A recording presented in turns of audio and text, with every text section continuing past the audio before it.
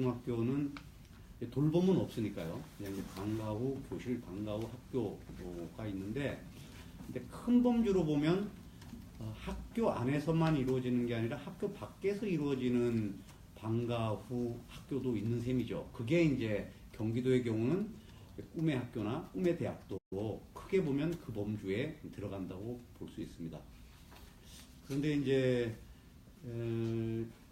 초등학교의 돌봄 교실을 돌봄 활동하고 방과 후는 주로 최근에 문제가 됐던 것이 돌봄 교실이 수요에 충분히 학교가 대응하고 있지 못해서 대기자가 많다고 하는 게 이제 드러나고 있는 문제점입니다. 그리고 초등학교 방과 후 학교 중에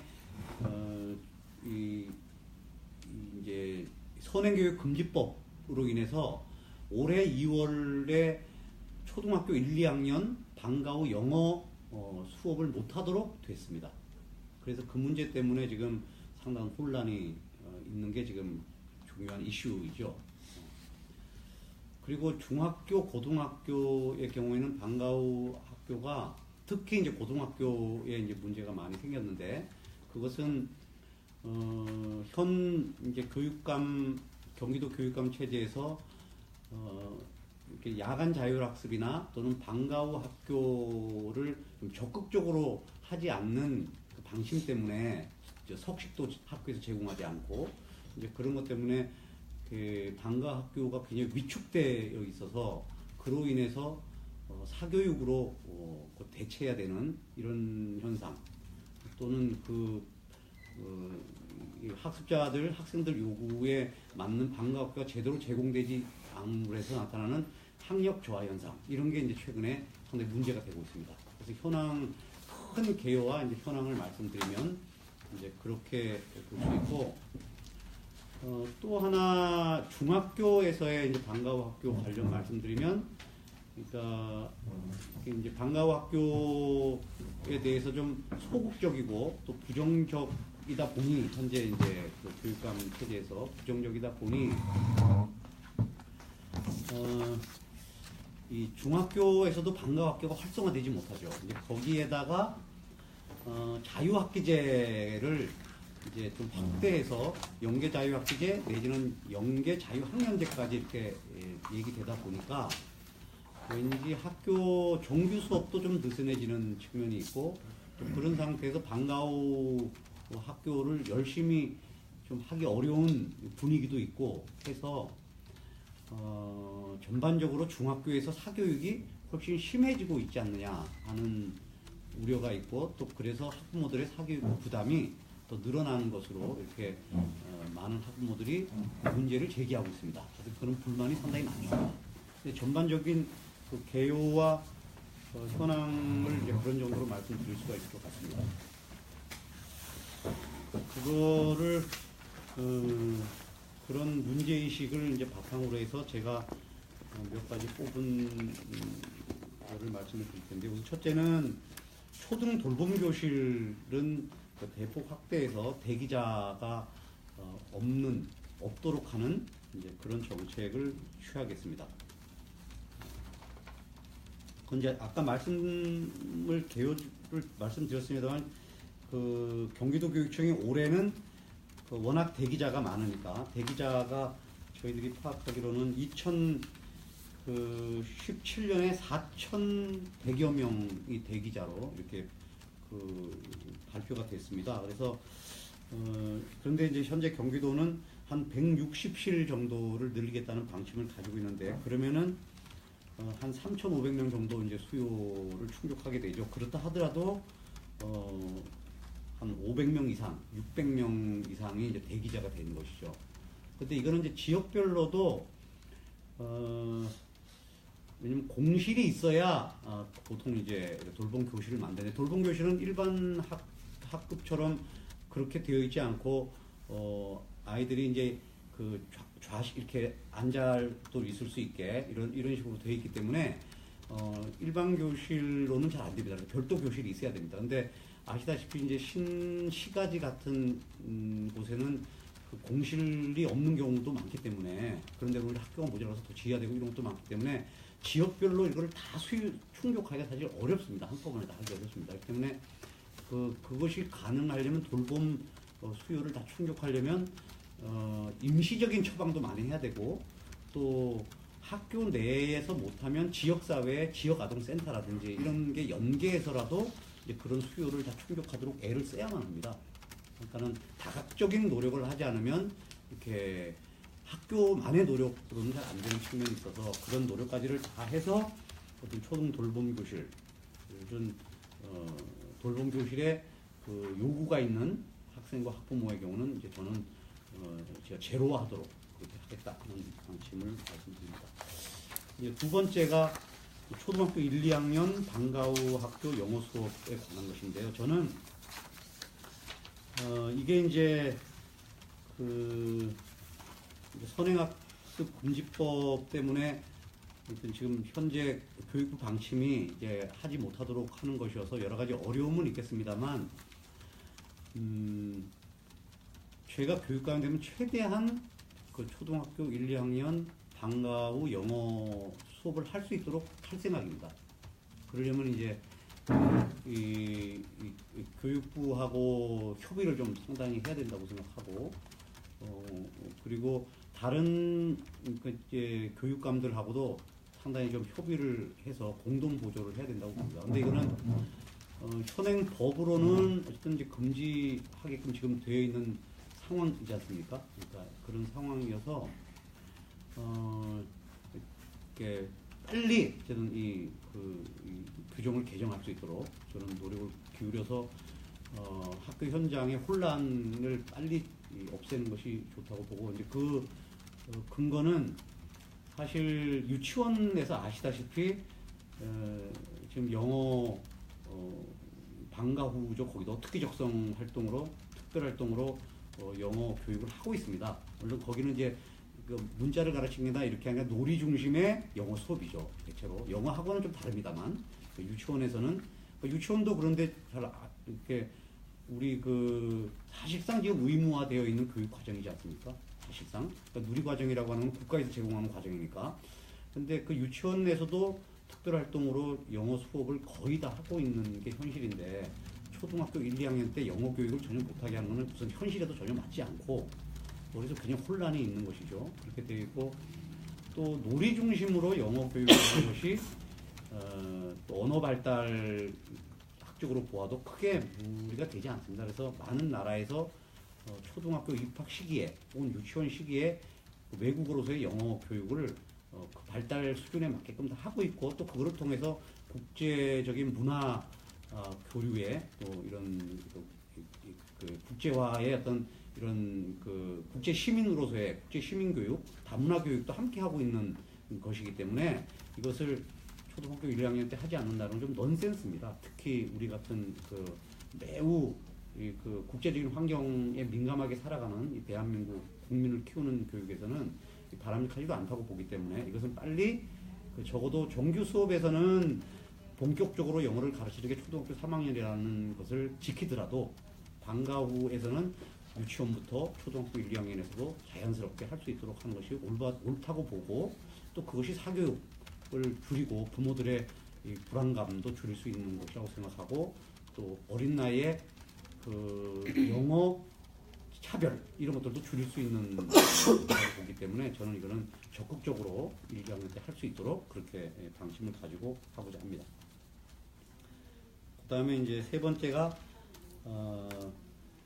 고등학교의 방과후 학교의 선행학습을 내년 2월까지는 좀 할 수 있습니다. 제한적으로 선행학습 금지법 법에도 이게 할 수 있게 되어 있는데, 이것도 이제 내년 이후에는 말하자면 못하게 되는 거죠. 그 법에 의해서는 그 일몰제니까 못하도록 되어 있는데, 그것도 아까 말씀드린 그 초등학교라면 영어 수업을 방과후에 할 수 있도록 개정을 요구하는 것과 마찬가지로 저는 허용할 수 있도록 해야 된다고 봅니다. 왜냐하면은 이 선행학습이 막 1년, 2년 이렇게 앞당겨서 하는 선행학습은 여러 가지 무리가 있다 하더라도 그 예습 차원에서 하는 그리고 특히 학원 같은 데가 전혀 없는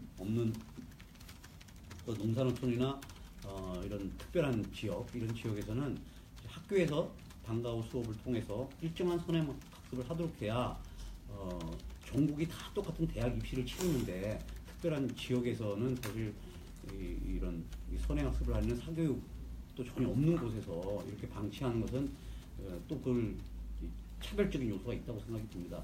그래서 그런 차원에서 그것도 농산어촌 중고교 방과 후 학교 선행학습도 좀 계속 허용할 수 있도록 그렇게 법 개정을 요청을 할 생각입니다. 그리고 지금 이미 이런 법 개정을 발의를 하거나 아니면 이렇게 요구하는 그 국회에서의 의원들의 움직임도 있기 때문에 그렇게 이제 좀 노력을 저도 그렇게 할 생각입니다.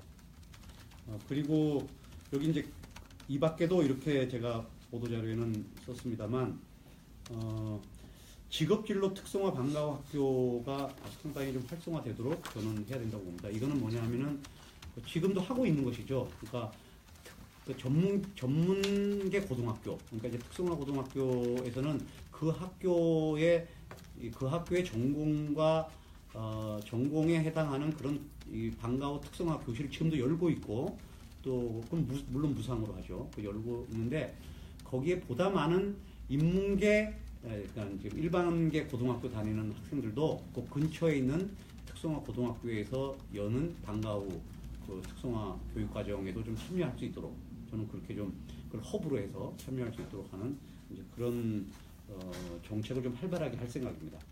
그렇게 함으로 해서 좀 고등학교에도 단순히 이제 입시만이 아니라 또 직업 진로에 대한 다양한 진로도 모색할 수 있도록 그런 배려를 방과 학교를 통해서 할 생각이고, 마지막으로 이제 한 가지 여기 보도자료에는 없습니다만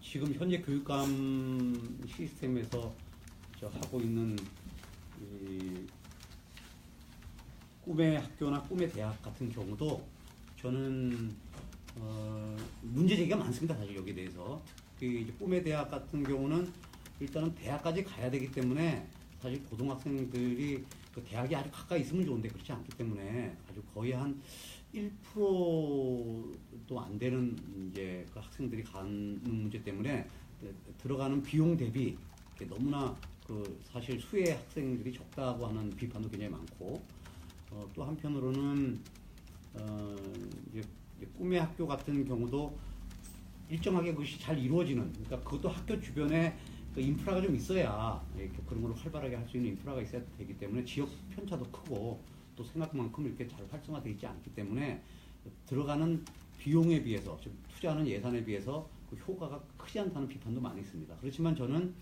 그 지역사회의 다양한 교육적 자원을 그 초중 고등학교 교육을 위해서 이렇게 지원한다는 차원에서는 굉장히 좋은 시도라 그렇게 생각하고 취지가 굉장히 괜찮다고 생각을 하고, 오히려 그러니까 예를 들면 이제 뮤지컬 같은 거라든지 뮤지컬을 주제로 하는 거라든지 아니면은 디지털 리터러시, 뭐 코딩 교육과 같은 이런 거죠. 디지털 리터러시 이런 거는 그 학교보다는 훨씬 그런 것들을 잘 준비되어 있고 잘하는 그 분들이 많거든요. 그럼 그런 분들이 그야말로 자원봉사, 재능기부 차원에서 이런 활동을 하고자 하는 분들이 있고 현재도 하고 있는 분들도 꽤 있고 성과도 있기 때문에 저는 이제 좀 그야말로 학교에서는 하기 어려운 분야의 그런 이제 특기적성에 해당되는 또 직업진로에 해당되는 것은 잘 살려내는 게 필요하다고 봅니다.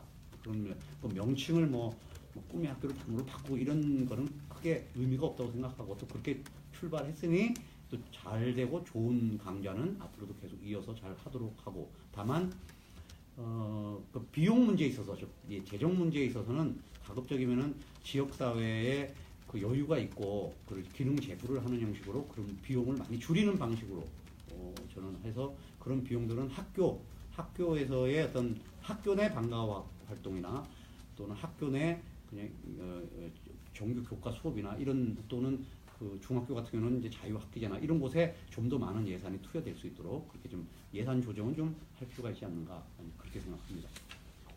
그렇게 한 5가지 정도 제가 돌봄 교실과 방과 학교에 대한 저의 정책에 대해서 일단 발표를 마치겠습니다.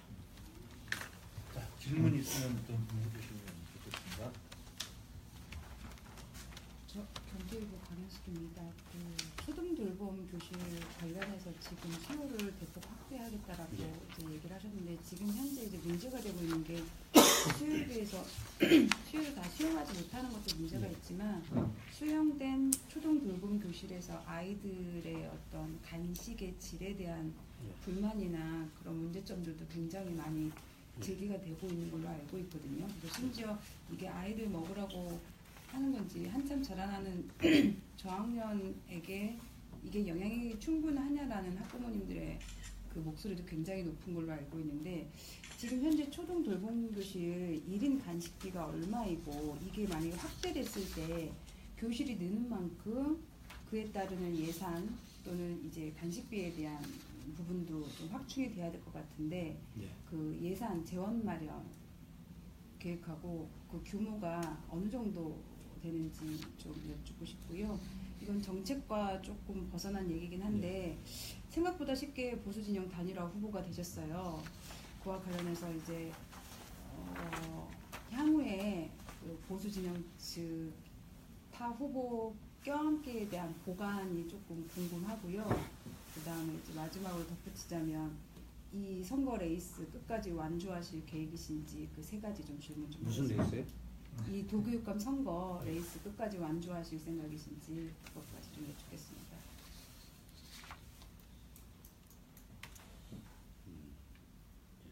우선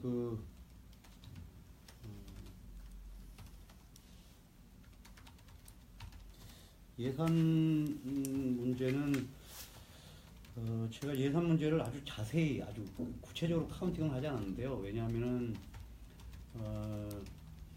사실 초등돌봄 교실 그 자체가 드는 예산이 가장 많이 들어가는 건 실제로는 뭐냐면은 이게 돌봄 교실은 한 20명 내외로 이렇게 이제 아이들 돌보는데 거기는 일단 담당 교사를 두게 돼 있어요. 그래서 그 담당 교사들이 이제 그 퇴근 이후 시간까지도 아이들을 좀 데려 있어야 되기 때문에 담당 교사들이 그냥 싫어하죠.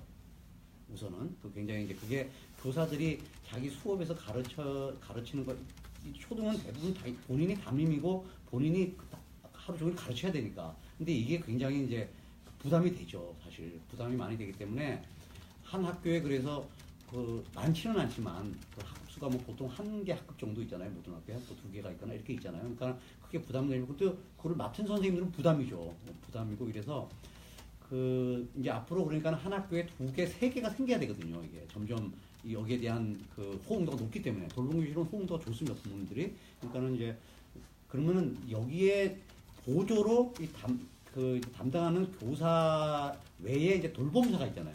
근데 그분들의 처우나 이런 것들이 그렇게 썩 좋지는 않습니다. 그런데 그분들을 차라리 학급마다 한 분씩을 두고 교사는 한 분이 그걸 총괄하면 되거든요, 사실.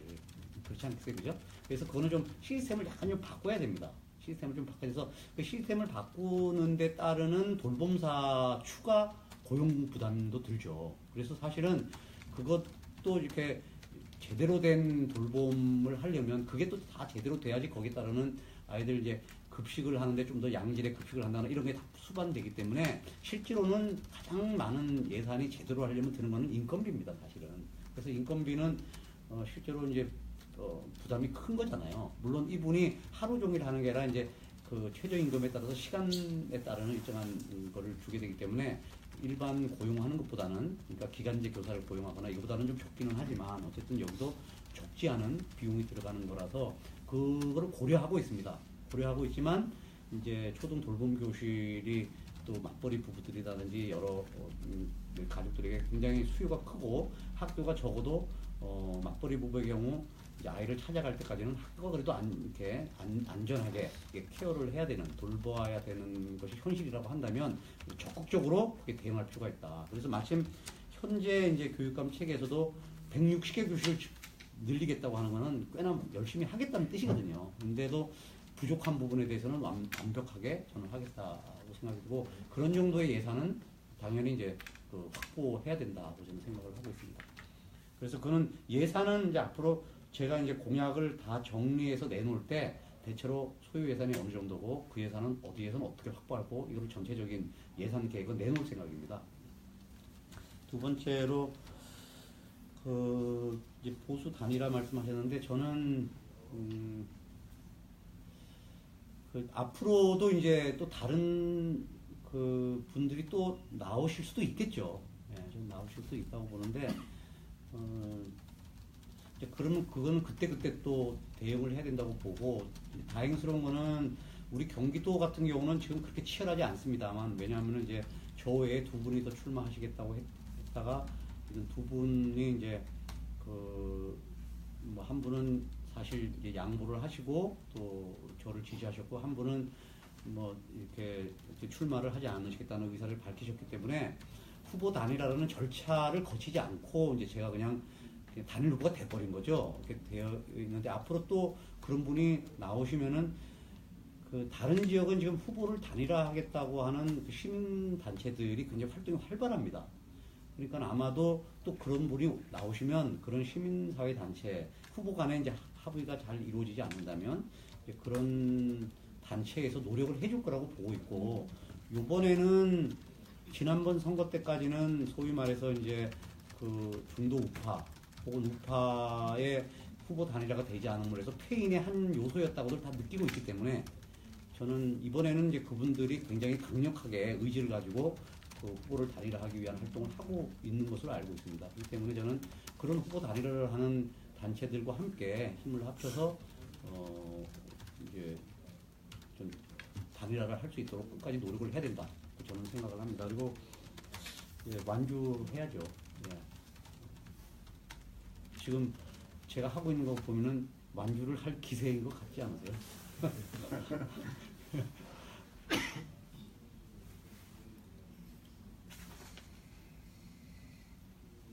저도 질문 하나 드릴게요. 예.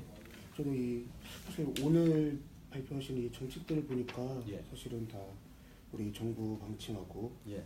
반하는 것들이 많긴 한데 예.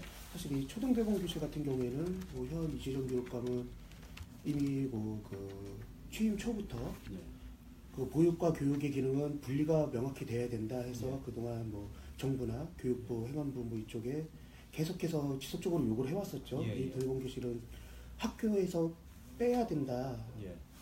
교실에서 학교에서 나가야 된다라고 계속 주장을 하시다가 이번에 그 문재인 대통령께서 돌봄교실 확대 방안을 발표하시니까 그리고 정부에서 이제 예산이 지원되니까 일단 뭐 정부에서도 이게 뭐 근본적인 해결책이 아니라 사실은 뭐 아까 후보님 말씀하셨던 것처럼 뭐 워낙에 수요가 높다 보니 일단 임시 방편으로 이렇게 뭐 확대하는 방안을 뭐 내놨었고 예. 그걸 지금 교육청도 따라가는 건데 예.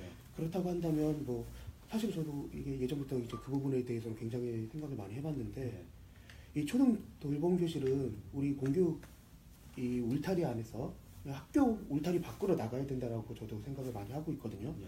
그 이유 중에 가장 큰 건 아까 뭐 강민수 선배께서 뭐 질문하셨던 그런 이런저런 뭐 예산 문제도 크고 아까 후보님도 인건비 문제 얘기하시면서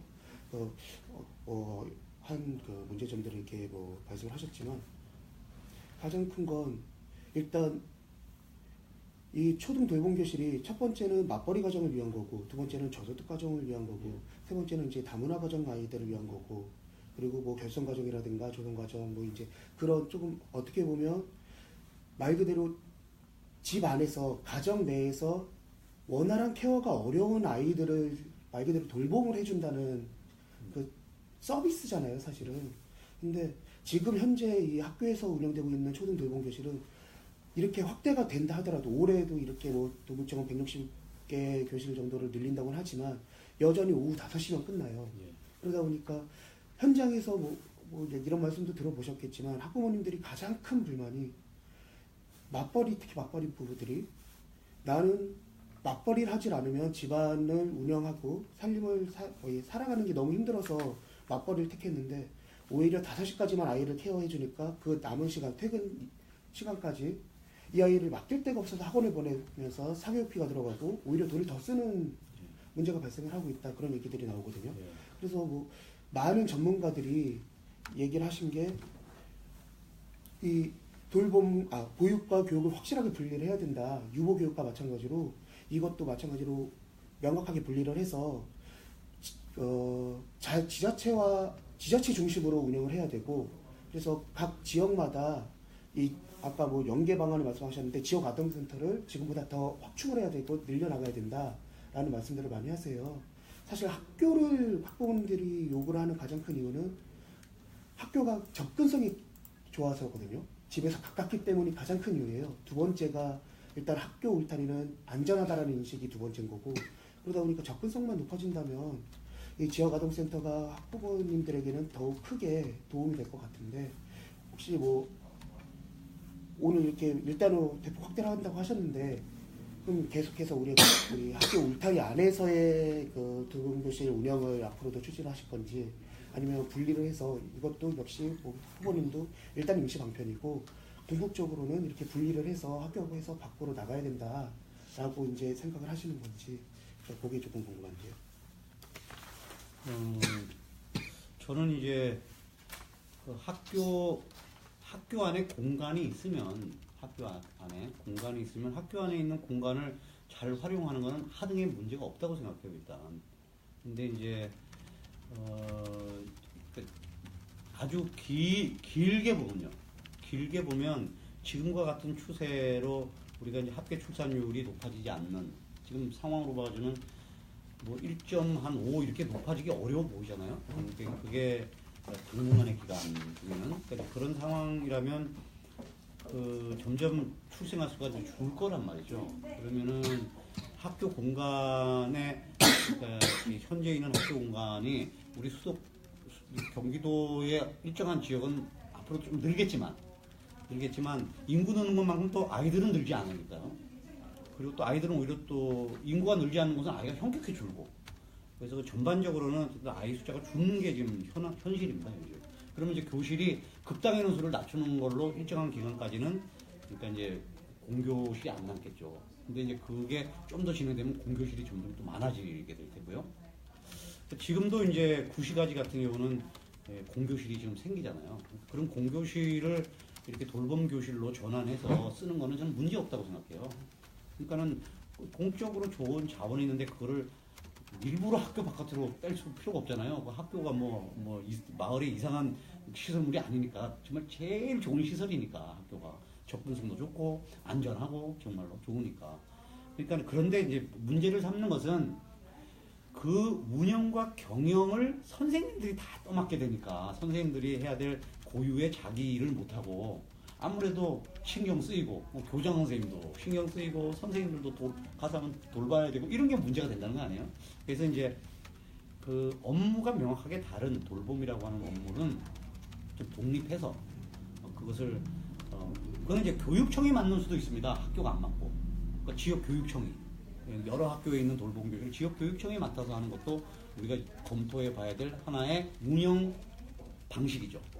그리고 그게 아니라 또 시에서 또 많은 어떤 재원을 또 같이 이렇게 같이 매칭해서 협조할 수 있도록 해야 되는 거라고 저는 생각하는데, 그렇다고 한다면은 좀 오히려 시가 좀 시설관리공단 있듯이 시가 좀 이런 나름대로의 이런 것을 운영하는 전문화된 센터 이런 거를 두든지, 아니면 사회적 협동조합 같은 형태로 좀 지원을 해서 사회적 협동조합이 이런 것을 좀 맡아서 좀 할 수 있도록 또 해줄 수 있고, 그러면 그분들이 이렇게 돌봄 전담사 같은 분들도 좀 이렇게 사회적인 사회적 기업의 활동의 일환으로 큰 이익을 남기고 하기보다는 이렇게 해서 거기에 이제 실버 세대들도 좀 들어가서 아이들이랑 같이 놀면서 할 수 있고, 이렇게 다양한 좋은 프로그램을 좋은 자원들이 많으니까 그죠, 우리가 그런 지역사회 자원들을 할 수 있도록 하는 거는 학교나 지역교육청이 하는 것보다는 또 시청이 그런 자원이랑 쉽게 접할 수 있으니까 그런 곳에서 하는 것도 좋은 방안이라고 생각해요. 근데 그거는 지역에 따라도 좀 다르고 그렇기 때문에 그거는 이제 어떤 모델로 하면 좋을 건지, 그러니까 그 운영과 경영을 어떤 모델로 하면 좋을지에 대해서는 좀 지금도 연구를 좀 하고 있으리라고는 보는데, 저는 좀 더 연구를 해서 여러 모델들을 한 번씩 해볼 수 있도록 저는 할 수 있다고 봅니다. 그러니까 그거는 요약해서 말씀드리면 돌봄 교실은 학교에 빈 곳이 생기면 학교에 빈 곳은 참 좋은 돌봄의 장소로 쓸 수 있다. 그리고 그거는 얼마든지 저는 교육감이 되면 그 장소를 그렇게 쓸 수 있도록 고치고 그런 예산도 투여하겠다. 그리고 이제 지역아동센터라든지 아니면 지역의 다른 여러 가지 형태의 그런 시설들을 다 네트워킹해서 또 그런 전체를 종합적으로 경영하는 그런 체계를 만드는 것은 우리에게 또 당면한 과제다. 그래서 적극적으로 그걸 위한 연구도 하고 다양한 모델을 만들어서 그렇게 한번 해보겠다 이런 생각을 가지고 있습니다.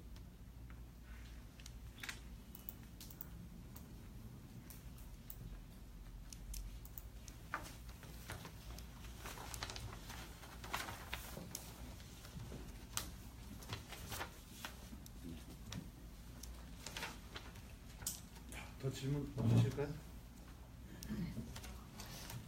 사실 오늘 이렇게 내일수 정책 중에 가장 관심이 가는 건 초등 돌봄 교실 문제인데, 뭐 아까 말씀하신 대로 현재 학교에서 선생님들이 굉장히 이 돌봄 교실을 맡고 담당하시는 거에 대해서 부담을 많이 갖고 계시죠. 그래서 담당하시는 분께는 그 학기별로 0.001점의 그 선생 가산점이 있긴 한데, 물론 뭐 선생님들 사이에서 그게 굉장히 높은 점수긴 하지만 그래도 본인들이 이제 투자하시는 시간이라든가 노력 뭐 여러 가지 그 면에 비해서 많이 어렵고 그 점수가 필요 없다, 안 하는 게 낫다라는 사실 그런 그렇죠. 목소리들이 많아서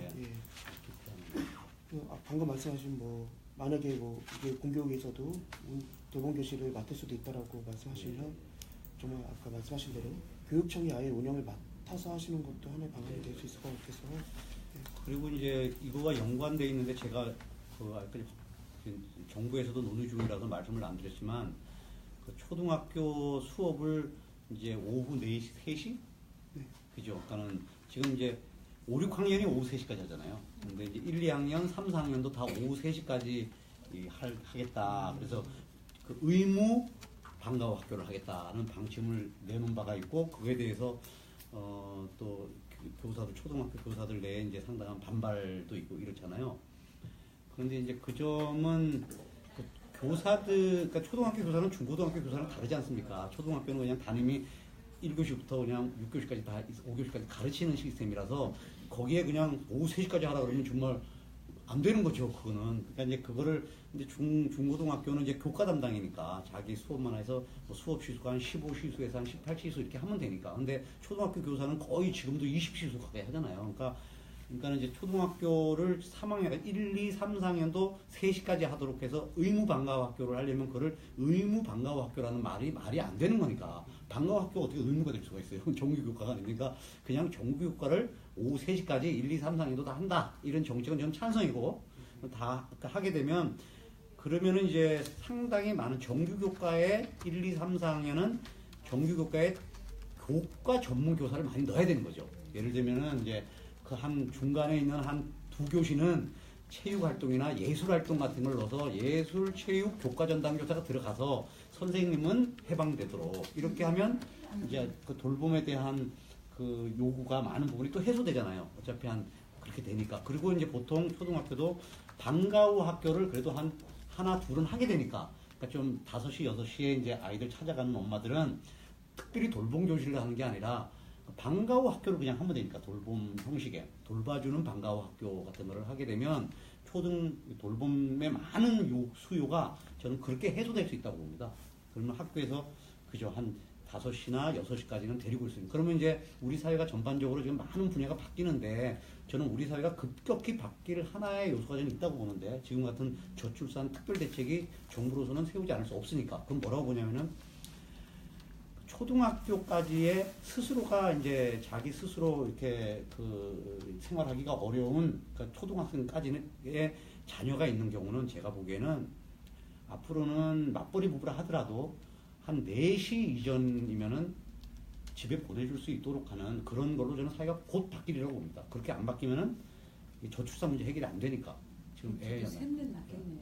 저는 그렇게 될 거라고 봐요. 그렇게 사회가 최근에 우리 사회의 어떤 특히 이제 그 성에 관한 그러니까는 문제가 이게 보통 문제가 아니라고 하는 게 지금 계속 드러나잖아요. 이게 이제 미투도 이제 그런 거에 저는 일환이라고 보거든요. 그러니까 아 이게 이런 식으로 하면 안 되는구나, 사회가 지속 가능하지 않구나 하는 거를 우리가 느끼고 있고, 그런 변화 속도 빠르기 때문에 저는 맞벌이의 경우에는 노동 그 고용 차원에서 이 문제를 상당히 해소해줘서 그거를 학교가 이 돌봄을 떠맡지 않고 가정에서 이 돌봄을 가족이 떠맡을 수 있도록 하는 그런 식으로 전환이 돼야만 하고, 또 그런 사회적인 정책하고도 맞물려야 되기 때문에 오히려 저는 어떤 의미에서는 이 돌봄 문제는 그런 방식으로 해소되는 것이 올바른 방식이기도 하거니와 또 그렇게 이제 상당 부분 변할 것이다, 이렇게 보고 있습니다.